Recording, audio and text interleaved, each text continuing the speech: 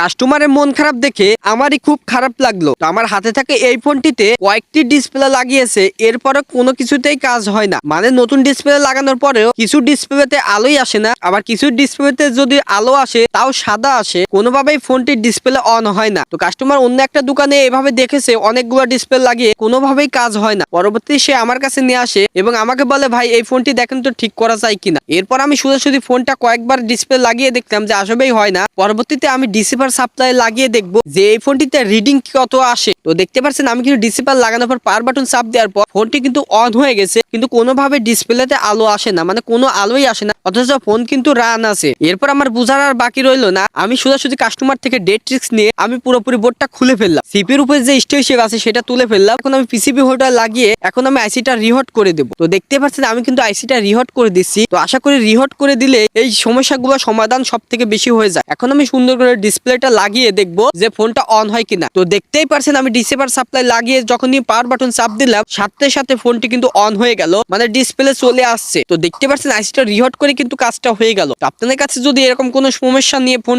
আসে তাহলে অবশ্যই আপনি আইসিটা রিহট করে দিবেন অথবা রিভলভ করে দিবেন, 100% কাজ হয়ে যাবে।